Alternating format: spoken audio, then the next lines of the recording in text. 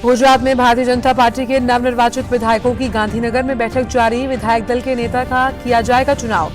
केंद्रीय मंत्री राजनाथ सिंह और अर्जुन मुंडा पर्यवेक्षक के रूप में मौजूद।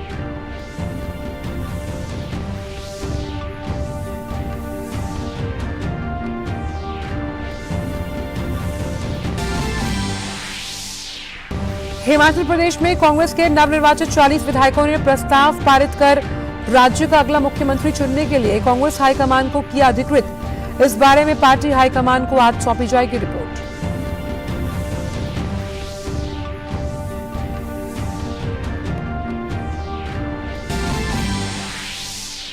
अंतर्राष्ट्रीय मानवाधिकार दिवस आज। राष्ट्रपति राष्ट्रीय मानवाधिकार आयोग द्वारा आयोजित इस कार्यक्रम को कर चुकी है संबोधित। इस साल मानवाधिकार दिवस की थीम है सभी के लिए प्रतिष्ठा, स्वतंत्रता और न्याय।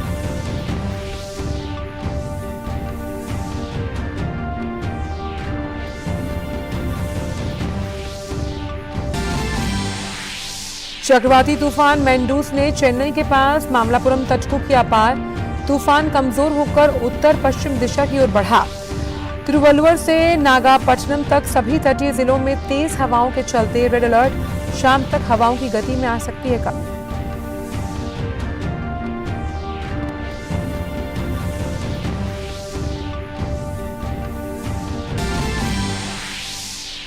अमेरिका ने यूक्रेन के लिए नई सैन्य सहायता की घोषणा की। यूक्रेन में हमला करने के लिए ईरानी ड्रोन के इस्तेमाल के आरोपों से तेहरान और मॉस्को का इनकार।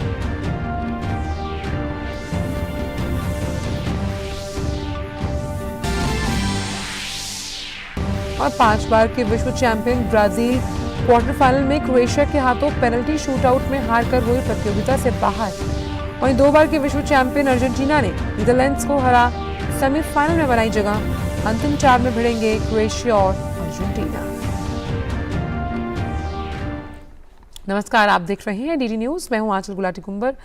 आइए अब जान लेते हैं सभी खबरों को विस्तार के साथ। बात करते हैं गुजरात की, जहां भारतीय जनता पार्टी के नवनिर्वाचित विधायकों की बैठक जारी है और इसी पर ज्यादा जानकारी के लिए हमारे साथ जुड़ रही हैं, कुछ ही देर में जुड़ेंगी मेघना देव। तो विधायक दल की बैठक जारी है। हम जानते हैं कि प्रचंड जीत के साथ भाजपा ने एक बार फिर वापसी की है, अगर हम बात करें गुजरात विधानसभा चुनावों को लेकर। और इसी पर ज्यादा जानकारी के लिए बातचीत करने के लिए फोन लाइन पर मौजूद है हमारी संवाददाता मेघना देव। मेघना, तो नवनिर्वाचित जो विधायक हैं उनकी बैठक जारी है, विचार मंथन, कितनी देर में आ सकता है फैसला?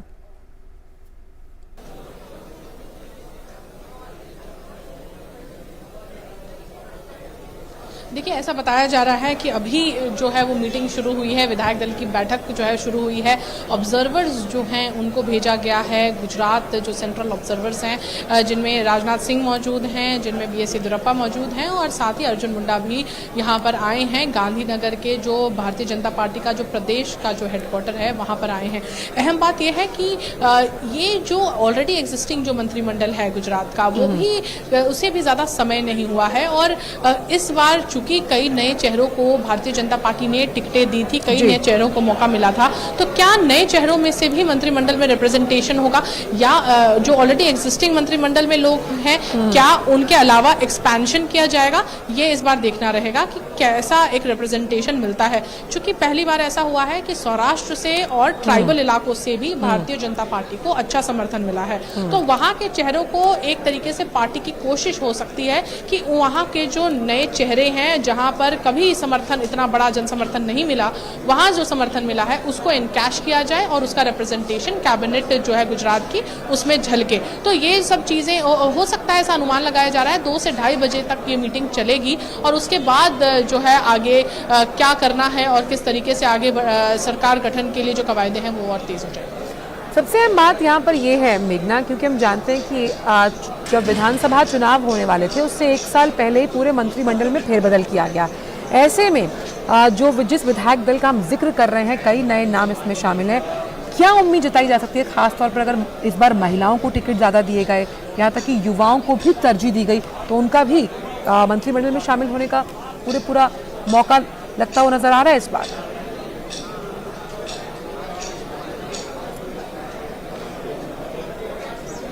बिल्कुल, और महिलाओं की खास तौर पर बात करें आंचल, तो 14 महिलाएं टोटल, अगर हम देखें चुनाव में 15 महिलाएं जीती हैं, एक कांग्रेस से, 14 भारतीय जनता पार्टी से, और भारतीय जनता पार्टी ने तकरीबन 17 महिलाओं को टिकट दिया था, जिनमें से 14 ने जीत दर्ज की है। और अहम बात यह भी है कि इन महिलाओं में से किस तरह का रिप्रेजेंटेशन होगा ये देखना रहेगा, क्योंकि जब 14 महिलाएं जीत कर आई हैं तो उस किस्म का रिप्रेजेंटेशन भारतीय जनता पार्टी की तरफ से होने की संभावना है। दूसरी बात यह है, जिस तरीके से हम बात करें युवा चेहरे, तो पिछली बार हमने देखा जब नए मंत्रिमंडल को, जो पुराना मंत्रिमंडल पूरी तरीके से चेंज करके नया मंत्रिमंडल लाया गया था, तो उसमें देखा कि नए युवा चेहरों को भी मौका दिया गया। अगर हम हर्ष संघवी की बात करें या फिर जगदीश विश्वकर्मा की बात करें, कई ऐसे लोग हैं जिनको एक तरीके से अच्छा पोर्टफोलियो भी दिया गया और उसके साथ ही जिनको अपॉर्चुनिटी दी गई। चूंकि ये केवल 1-1.25 साल ही हुआ है इस मंत्रिमंडल को, तो ये देखना होगा कि क्या इनका जो पोर्टफोलियो है वो चेंज किया जाएगा, क्या नए चेहरों को दिया जाएगा और मंत्रिमंडल में से कुछ लोगों को हटाया जाएगा, या फिर मंत्रिमंडल जो ऑलरेडी एग्जिस्टिंग है उसके साथ आगे बढ़ेंगे और एक्सपैंडेड मंत्रिमंडल की संभावना ज्यादा यहाँ पर नजर आ रही है, क्योंकि जो शीर्ष नेतृत्व है यहाँ पर प्रदेश में वो भूपेंद्र पटेल का ही होने वाला है। अच्छा, इसमें एक चीज और भी है यहाँ पर मेघना की, क्योंकि भारतीय जनता पार्टी ने गुजरात में शानदार जीत हासिल की, तो अगला मुख्यमंत्री कौन होगा इसका फैसला विधायक दल की बैठक में होगा। लेकिन पर्यवेक्षक के तौर पर अर्जुन मुंडा की अगर बात की जाए, अहम रोल हो सकता है उनका इस फैसले में, क्योंकि इस बार बिल्कुल, और ये इसलिए भी इस बार माना जा सकता है क्योंकि ट्राइबल बेल्ट में जो कि ट्रेडिशनल वोट बैंक नहीं रहा है भारतीय जनता पार्टी का, उसमें भी भारतीय जनता पार्टी ने पहली बार इस किस्म की जीत दर्ज की है। तो बेशक ये एक बहुत अच्छी स्ट्रैटेजी के तौर पर अर्जुन मुंडा को यहाँ पे भेजा गया है कि ट्राइबल बेल्ट से किसी किस्म का रिप्रेजेंटेशन और अच्छा रिप्रेजेंटेशन मंत्रिमंडल में झलके, तो ये विधायक दल की बैठक इसलिए भी महत्वपूर्ण है।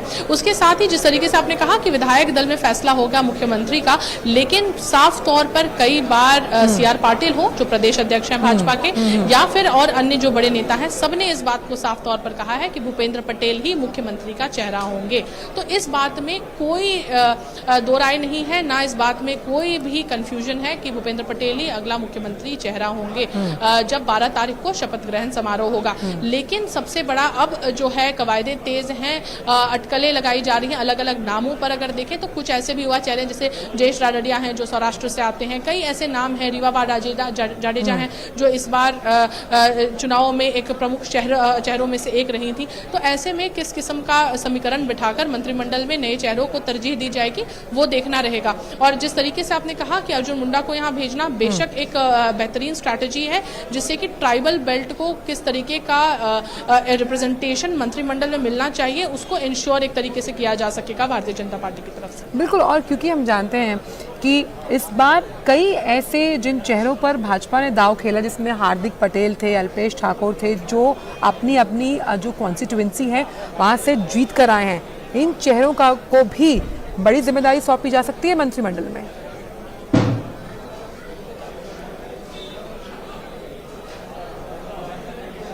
जी, ये तो देखना रहेगा, क्योंकि यहाँ पर प्रश्न ये है कि एक्सपेंशन होगा या पूरे तरीके से बदला जाएगा मंत्रिमंडल, ये सबसे बड़ा क्वेश्चन है। तो उसमें कितने लोगों को अकोमोडेट किया जा सकेगा, क्योंकि अगर हम देखें तो इस किस्म की जीत प्रधानमंत्री नरेंद्र मोदी जब यहाँ के मुख्यमंत्री थे तो भी इस किस्म का जो बहुमत है वो नहीं मिला था। और प्रधानमंत्री नरेंद्र मोदी ने बात को कहा था कि इस बार नरेंद्र का रिकॉर्ड भूपेंद्र तोड़ेंगे, तो ये बात उन्होंने साफ तौर पर कही थी और वही बात सच हुई। इस बार अगर हम गुजरात में देखें तो बड़े बड़े पॉलिटिकल पंडितों ने भी नहीं सोचा था कि इतनी सीटें आएंगी, और जब इतनी सीटें आई हैं तो उस हिसाब से, चूंकि हम देख रहे हैं ऑपोजिशन तो है ही नहीं, अगर हम देखें तो विपक्ष एक तरीके से बिल्कुल गायब है यहाँ पर और क्वालिफाई भी नहीं कर पाया एक तरीके से। तो यहाँ पर ये देखना होगा कि कई जगहों पर जहाँ पर अच्छी टक्कर, और कई सीटें ऐसी भी हैं जहाँ पे 1 लाख से ऊपर का मार्जिन है, तो क्या बेसिस होगा, क्या पैरामीटर होंगे जब मंत्रिमंडल एक्सपैंड होगा या पूरा मंत्रिमंडल चेंज होगा। कि जैसे अगर हम देखें भूपेंद्र पटेल को जब मुख्यमंत्री बनाया गया था तो ऐसा कहा गया था कि हाईएस्ट मार्जिन से जीतने वाले वो एक MLA थे जिस तरजीह पर उन्हें मुख्यमंत्री बनाया गया है। और ऐसे में क्या क्राइटेरिया होगा इस बार मंत्रिमंडल में जगह मिलने के लिए, ये देखना रहेगा। क्या इस नए जगहों पर जहां पर भारतीय जनता पार्टी पहली बार इनरोड्स बना पाई है वहां से नए चेहरों को मौका दिया जाएगा, क्योंकि जब टिकट बंटवारा हुआ था आंचल, तो हम और आप जानते हैं कि थोड़ा असंतोष नजर आया था भारतीय जनता पार्टी में, जो ऑलरेडी एग्जिस्टिंग कैंडिडेट्स थे उनमें और जो कार्यकर्ता हैं उनमें, कि उन्हें टिकट नहीं दी गई। तो वो नाराजगी को भी सॉल्व किया गया और उसके बाद नए चेहरों को लाया गया। अब नए चेहरों को लाकर क्या और चेहरे मंत्रिमंडल में इंट्रोड्यूस होंगे, ये देखना रहेगा। यहाँ पर बात केवल हार्दिक पटेल या अल्पेश ठाकुर की नहीं है, यहाँ पर बात है कि सभी नए चेहरों में से चूंकि इतना बड़ा बहुमत मिला है, तो कैसे अकोमोडेट करेंगे ज्यादा से ज्यादा रिप्रेजेंटेशन देने के लिए भारतीय जनता पार्टी, एक बड़ा चैलेंज भी होगा। बिल्कुल, तो गुटबाजी और खास तौर पर जो हम बार बार कह रहे हैं असंतोष की अगर बात है, तो उसको हटाकर किस तरह से मंत्रिमंडल का विस्तार किया जाएगा या बदला जाएगा। लेकिन एक बात यहाँ पर समझने वाली मेघना ये भी है कि जिस तरह से एंटी इनकम्बेंसी के फैक्टर को बिल्कुल दरकिनार करके जनता ने प्रचंड जीत भाजपा के खाते में दी, उसका एक बहुत बड़ा कारक ये है कि एक साल पहले पूरे मंत्रिमंडल का फेरबदल किया गया। उस लिहाज से भी आज जब विधायक दल जो है वो जो औपचारिक तौर पर ऐलान किया जाएगा सीएम के नाम का, तो उस लिहाज से भी किसको मंत्रिमंडल में शामिल करना है, ये देखना दिलचस्प होगा।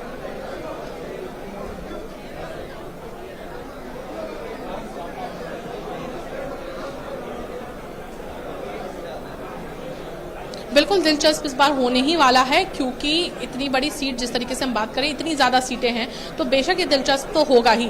उसके साथ भी जिस तरीके से आप कह रहे हैं, क्योंकि एंटी इनकम्बेंसी को हरा दिया प्रो इनकम्बेंसी ने, ये साफ तौर पर नतीजे बता रहे हैं। और अगर हम देखें तो कई सीटों पर, अगर सिर्फ आम आदमी पार्टी की बात करें तो 125 के आसपास सीटों पर जमानत जब्त हुई है कैंडिडेट्स की। तो ये एक बहुत बड़ा आंकड़ा है, जिससे साफ तौर पर पता चलता है कि कोई भी फैक्टर यहाँ पर काम नहीं किया, कोई भी स्ट्रैटेजी यहाँ पर काम नहीं की, और कोई भी अगर हम देखें तो ना एक्शन, अगर हम देखें प्रचार का एक्शन काम किया, या कई जगहों पर हमने देखा कि कांग्रेस ने तो कहीं उतना बड़ा एक्शन पैक्ट प्रचार नहीं किया। वो तो अलग स्ट्रैटेजी बोल रहे थे कि ग्राउंड पर जाकर हम काम कर रहे हैं, तो वो भी जो है स्ट्रैटेजी वो भी काम नहीं आई। आम आदमी पार्टी की स्ट्रैटेजी थी कि फ्रीबीज एक तरीके से इलेक्शंस में जिस तरह की बात करी थी, मुफ्त पानी मुफ्त बिजली, ये सब चीज़ें भी काम नहीं आई। तो कोई भी स्ट्रैटेजी काम नहीं आई। केवल यहाँ पर जिस तरीके से प्रधानमंत्री नरेंद्र मोदी ने जब कहा कि इस बार चुनाव भाजपा नहीं लड़ी, इस बार चुनाव गुजरात की जनता लड़ रही है, तो एक तरीके से ये फैक्टर काम आया। और साफ तौर पर ये जो स्ट्रैटेजी भारतीय जनता पार्टी की थी कि चुनाव से पहले पूरा मंत्रिमंडल बदल दिया गया, शीर्ष नेतृत्व बदल दिया गया, तो ये एक बहुत बड़ा मैसेज गया, जिससे कि अगर कोई एंटी इनकम्बेंसी डेवलप होनी भी थी तो वो ऑलरेडी उसके फैक्टर को हटा दिया गया। तो बहुत सोची समझी जो स्ट्रैटेजी, जो बहुत ज़बरदस्त तरीके से हिस्टोरिकल विन में जिसने कंट्रीब्यूट किया, वो बेशक भारतीय जनता पार्टी की ये स्ट्रैटेजी थी। और उसके बाद भी हमने देखा जिस तरीके से एक्शन पैक्ट प्रचार रहा, वो बेशक एक तरीके से इस विजय में कंट्रीब्यूट करने के लिए काफ़ी ज़्यादा काम आया। और सामने हमने देखा जिस तरीके का जो ना केवल हम देखें यहाँ पर जो कांग्रेस दावा कर रही है कि आम आदमी पार्टी और एआईएमआईएम ने जो वोट शेयर है उसमें नुकसान कर दिया, लेकिन कांग्रेस अपना ट्रेडिशनल वोट बैंक भी नहीं बचा पाई। ये सबसे बड़ा प्रश्न यहाँ पर उठता है कांग्रेस के लिए। और आम आदमी पार्टी को सिर्फ इतना ही फायदा हुआ कि वो एक नेशनल लेवल की पार्टी बन गई, और उसके अलावा ना सूरत में जहाँ सबसे बड़े दावे हो रहे थे, सूरत में भी अच्छा परफॉर्म नहीं कर पाई, ना कई ऐसे इलाकों में जहाँ पर अर्बन इलाकों में जहाँ पर बड़े दावे कर रही थी कि अर्बन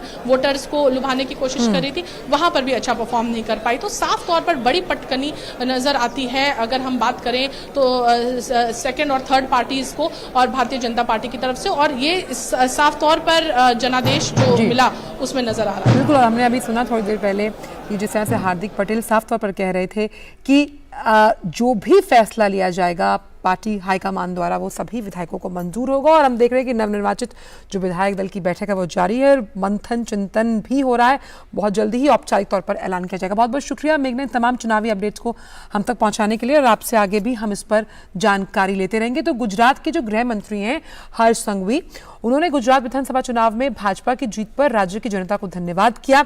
उन्होंने कहा कि विपक्ष ने गुजरात और यहाँ के लोगों को चुनाव जीतने के लिए बदनाम करने में कोई कसर नहीं छोड़ी, लेकिन जनता ने इसका चुन चुन कर जवाब दिया। ये सत्ता का चुनाव नहीं बल्कि संबंध विश्वास का चुनाव था, और इस बार चुनाव में फिर एक बार भाजपा की जीत हुई है। आइए सुनते हैं उन्होंने और क्या कहा। 27 साल के ये संबंध, और जिस प्रकार से विपक्ष ने गुजरात को, गुजरात के लोगों को चुनाव जीतने के लिए बदनाम करने में कोई कसर नहीं छोड़ी थी, ठीक उसी प्रकार से गुजरात की जनता ने चुन चुन के जवाब दिए हैं। ये चुनाव सत्ता का चुनाव नहीं था, ये चुनाव संबंध और विश्वास का चुनाव था और संबंध और विश्वास के चुनाव में फिर से एक बार भारतीय जनता पार्टी का गुजरात में विजय हुआ है। वहीं अगर बात करें हिमाचल प्रदेश की सियासत की तो वहां कांग्रेस के नवनिर्वाचित 40 विधायकों ने एक प्रस्ताव पारित किया और राज्य का अगला मुख्यमंत्री चुनने के लिए कांग्रेस हाईकमान को अधिकृत किया गया है। अखिल भारतीय कांग्रेस कमेटी के राज्य प्रभारी राजीव शुक्ला ने कहा कि विधायक दल की कल शिमला में बैठक हुई जिसमें अगले मुख्यमंत्री की नियुक्ति पर विचार विमर्श हुआ। उन्होंने कहा कि कांग्रेस के सभी विधायकों ने सर्वसम्मति से प्रस्ताव पारित किया और मुख्यमंत्री चुनने का फैसला हाईकमान पर छोड़ दिया जाए। इस बारे में एक रिपोर्ट आज पार्टी हाईकमान को सौंपी जाएगी। कांग्रेस के सभी विधायकों ने इस बैठक में हिस्सा लिया। छत्तीसगढ़ के मुख्यमंत्री और कांग्रेस के राज्य चुनाव पर्यवेक्षक भूपेश बघेल, हरियाणा के पूर्व मुख्यमंत्री भूपेंद्र सिंह हुड्डा, पार्टी के प्रदेश अध्यक्ष और सांसद प्रतिभा सिंह राज्य के कांग्रेस मुख्यालय राजीव भवन में हुई बैठक में शामिल हुए। राष्ट्रपति द्रौपदी मुर्मू ने आज अंतर्राष्ट्रीय मानवाधिकार दिवस पर राजधानी दिल्ली के विज्ञान भवन में आयोजित कार्यक्रम में मुख्य अतिथि के तौर पर भाग लिया। कार्यक्रम को संबोधित करते हुए उन्होंने कहा कि राष्ट्रीय मानवाधिकार आयोग ने मानवाधिकार की रक्षा हेतु हमेशा बेहतरीन कार्य किया। The fact remains that human rights are a work in progress around the world. At home, however, we can take solace in the fact that the National Human Rights Commission has been making the best possible efforts to spread awareness about them. Now, in its 30th year, the NHRC has done a commendable job of protecting as well as promoting human rights.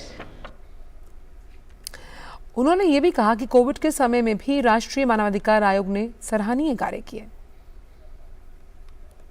It is highly notable that the NHRC has been proactive in making up redressal in a range of issues from child labor and bonded labor to health and mental health, disability and elderly persons, women, children, LGBTs and more.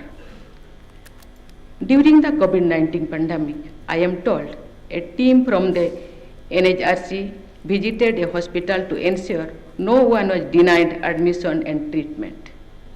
It is also prepared and issued advisories to ensure all human rights were respected in the authorities' response to the pandemic.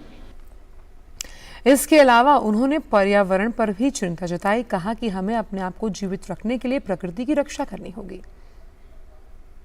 Over the past few years, the world has suffered from a high number of natural disasters caused by unusual weather patterns. Climate change is knocking on the doors. People in the poorer nations are going to pay a heavier price for the degradation of our environment. We must rather relearn to treat nature with dignity. This is not only a moral duty. Let us remember it is necessary for us, for our own survival too. केंद्रीय महिला एवं बाल विकास मंत्री स्मृति ईरानी ने 2012 के POCSO अधिनियम पर राष्ट्रीय परामर्श के उद्घाटन सत्र को संबोधित किया। अपने संबोधन में केंद्रीय मंत्री स्मृति ईरानी ने कहा कि प्रधानमंत्री के निर्देश से और निर्भया फंड से सरकार ने 1000 फास्ट ट्रैक कोर्ट स्थापित किए, जिनमें से 300 से अधिक कोर्ट पॉक्सो के प्रति समर्पित हैं। Under the directions of the Honorable Prime Minister of India, with the support of the Nirbhaya Fund, the Government of India has actualized over 1,000 fast-track courts in the country, of which over 300 courts are particularly dedicated to the cause of children and the POCSO Act. We can ensure we partner with the justice system in our country to expedite solutions for our children. भारतीय सैन्य academy Dehradun में आज passing out parade आयोजित की गई। 30 विदेशी cadet समेत कुल 344 कैडेट्स को सेना में अधिकारी के रूप में कमीशन दिया गया। 1932 में स्थापना के बाद से भारत सैन्य अकेडमी से 84,145 भारतीय और 35 मित्र देशों के 2,813 विदेशी कैडेट्स को प्रशिक्षण देकर सेना में अधिकारी के रूप में शामिल किया गया। वहीं बिहार के गया स्थित अफसर प्रशिक्षण अकादमी में आज 22वीं पासिंग आउट परेड का आयोजन किया गया। आज देश को ओटीए से 69 नए सैन्य अफसर मिलेंगे। इसके साथ ही टेक्निकल एंट्री स्कीम कोर्स के 61 जेंटलमैन कैडेट आज अधिकारी बनेंगे। इसके अलावा 49वें स्पेशल कमीशन ऑफिसर कोर्स के 8 जेंटलमैन कैडेट्स को भी अधिकारी का पद मिलेगा। पंजाब से एक बड़ी घटना सामने आई। एक बार फिर पंजाब में रॉकेट लॉन्चर से पुलिस थाने पर हमला कर दिया गया। तरनतारन जिले के थाना सरहारी पर यह हमला किया गया है। शुक्रवार देर रात हुए इस हमले में बिल्डिंग के शीशे टूट गए। घटना में अभी तक किसी के हताहत होने की सूचना नहीं है। पुलिस की फोरेंसिक टीमें मौके पर तैनात जो धमाके की जांच कर रही हैं। इस अटैक के बाद पुलिस ने पूरे इलाके को सील कर दिया। गौरतलब है कि ये वही जगह है जहां पर कुख्यात गैंगस्टर हरविंदर सिंह उर्फ रिंदा का पैतृक गांव है। मोहाली में पंजाब इंटेलिजेंस के कार्यालय में जिस तरह से हमला हुआ था, ठीक वैसा ही हमला किया गया है। पंजाब के डीजीपी गौरव यादव ने कहा कि इस वर्ष करीब 200 ड्रोन क्रॉसिंग हो चुके हैं। पिछले 1 महीने में कई ड्रोन को रोका गया। हेरोइन और हथियार भी जब्त किए गए। उन्होंने कहा दुश्मन देश बौखलाया हुआ है और ध्यान भटकाने के लिए रात में कायरतापूर्ण हमले कर रहा है। ਹੁਣ तक जी प्रिलिमिनरी इन्वेस्टिगेशन तो सामने आया है कि कल रात तकरीबन 11:22-23 ਤੇ ਜਿਹੜਾ ਹਾਈਵੇ ਤੋਂ ਇੱਕ ਗ੍ਰੇਨੇਡ ਫਾਇਰ ਕੀਤਾ ਗਿਆ ਯੂਜ਼ਿੰਗ ਆਰਪੀਜੀ ਜਿਹੜਾ ਪੁਲਿਸ ਸਟੇਸ਼ਨ ਸਰਹਾਲੀ ਦੇ ਸੁਵਿਧਾ ਸੈਂਟਰ ਤੇ तो ਇਸ ਦੇ ਰਿਗਾਰਡਿੰਗ ਅਸੀਂ FIR UAPA ਦੀ ਦਰਜ ਕਰ ਲਈ ਹੈ। ਸਾਡੀ ਫੋਰੈਂਸਿਕ ਟੀਮ ਮੌਕੇ ਤੇ ਆ ਗਈ ਹੈ। ਆਰਮੀ ਦੀ ਵੀ ਸਕੁਆਡ ਇੱਥੇ ਆ ਚੁੱਕੀ ਹੈ। ਇਸ ਸਾਲ 200 ਤੋਂ ਵੱਧ ਡਰੋਨ ਕ੍ਰਾਸਿੰਗ ਹੋਈਆਂ ਹੈ। ਪਿਛਲੇ 1 ਮਹੀਨੇ ਦੇ ਅੰਦਰ ਅਸੀਂ ਬਹੁਤ ਸਾਰੇ ਡਰੋਨ ਫੜੇ ਹੈ, ਹੈਰੋਇਨ ਫੜੀ ਹੈ, ਅਸਲਾ ਤੇ ਐਕਸਪਲੋਸਿਵਸ ਫੜਿਆ ਹੈ। ਸੋ ਇਸ ਕਰਕੇ ਸਾਨੂੰ ਇਹ ਲੱਗਦਾ ਹੈ ਕਿ ਸਾਡਾ ਦੁਸ਼ਮਣ ਦੇਸ਼ ਰੈਟਲਡ ਫੀਲ ਕਰ ਰਿਹਾ ਹੈ ਤੇ ਇਸ ਨੂੰ ਡਿਸਟਰੈਕਟ ਕਰਨ ਲਈ ਰਾਤ ਦੇ ਟਾਈਮ ਇੱਕ ਬੁਜਦਲੀ ਦਾ ਅਟੈਕ ਕੀਤਾ ਗਿਆ ਹੈ। ਜਿੱਥੋਂ ਤੱਕ SFJ ਦੇ ਕਲੇਮ ਦਾ ਸਵਾਲ ਹੈ, ਅਸੀਂ ਇਸ ਨੂੰ ਇਨਵੈਸਟੀਗੇਟ ਕਰਾਂਗੇ। ਸੋ ਅਸੀਂ ਸਾਰੇ ਐਂਗਲਸ, ਸਾਰੀ ਥਿਓਰੀਜ਼ ਜਿਹੜੇ ਪਾਕਿਸਤਾਨ ਦੇ ਜਿਹੜੇ ਆਪਰੇਟਰਸ ਹੈਗੇ, ਹੈਂਡਲਰਸ ਹੈਗੇ, ਉਹ ਜਿਹੜੇ ਐਲੀਮੈਂਟਸ ਨਾਲ ਇਨ ਟੱਚ ਹੈਗੇ, ਭਾਵੇਂ ਉਹ ਯੂਰਪ ਬੈਠੇ ਹੈ, ਭਾਵੇਂ ਉਹ ਨਾਰਥ ਅਮਰੀਕਾ ਬੈਠੇ ਹੈ, ਅਸੀਂ ਉਹਨਾਂ ਦੇ ਲਿੰਕਸ ਨੂੰ, ਉਹਨਾਂ ਦੇ ਇੰਡੀਆ ਲਿੰਕਸ ਨੂੰ ਇਨਵੈਸਟੀਗੇਟ ਕਰ ਰਹੇ ਹਾਂ ਸੋ ਦੈਟ ਇਸ ਦੇ ਜਿਹੜੇ ਅਸਲ ਪਰਪੇਟਰੇਟਰਸ ਹੈਗੇ ਉਹਨਾਂ ਨੂੰ ਛੇਤੀ ਤੋਂ ਛੇਤੀ ਅਸੀਂ ਅਰੈਸਟ ਕਰਾਂਗੇ। और अब बात चक्रवाती तूफान मैंडूज की, जहां आज तड़के मामलापुरम के नजदीक वो उत्तरी तमिलनाडु तट को पार कर गया। ये तूफान कल आधी रात आया था लेकिन अब थम सा गया है। इसके पश्चिम उत्तर पश्चिम दिशा की ओर बढ़ने और अगले 2 घंटों में धीरे धीरे कमजोर होकर गहरे दबाव में बदलने की संभावना है। मछुआरों को आंध्र प्रदेश के समुद्री क्षेत्र में न जाने की सलाह दी गई। दक्षिण तटीय आंध्र प्रदेश और रायलसीमा में भारी वर्षा और आंधी का ऑरेंज अलर्ट जारी किया गया। रुक करते हैं अंतर्राष्ट्रीय खबरों का। अमेरिका ने यूक्रेन के लिए नई सैन्य सहायता देने की घोषणा की। अमेरिकी रक्षा विभाग ने शुक्रवार को यूक्रेन के लिए $40 करोड़ का सैन्य सहायता पैकेज देने का ऐलान किया। इसके अलावा अमेरिका जर्मनी में एक सुरक्षा सहायता मुख्यालय भी स्थापित करने वाला है, जिसका उपयोग यूक्रेन के लिए सभी हथियारों के स्थानांतरण और सैन्य प्रशिक्षण के देखरेख करने में किया जाएगा। अमेरिका से मिलने वाले सुरक्षा सहायता के लिए यूक्रेन ने धन्यवाद दिया है। बात फीफा की। 2 बार फुटबॉल विश्व कप का खिताब जीतने वाली अर्जेंटीना की टीम कतर में चल रहे फुटबॉल विश्व कप के सेमीफाइनल में पहुंच गई। टीम ने शुक्रवार देर रात खेले गए मुकाबले में नीदरलैंड्स की टीम को पेनल्टी शूटआउट में जाकर 4-3 से शिकस्त दी। अर्जेंटीना की टीम अब सेमीफाइनल में ब्राजील को हराने वाले क्रोएशिया से भिड़ेगी। नीदरलैंड्स ने आखिरी पलों में गोल दाग स्कोरलाइन को 2-2 की बराबरी पर लाया, जिसके चलते बाद में मैच का फैसला पेनल्टी शूटआउट से किया गया।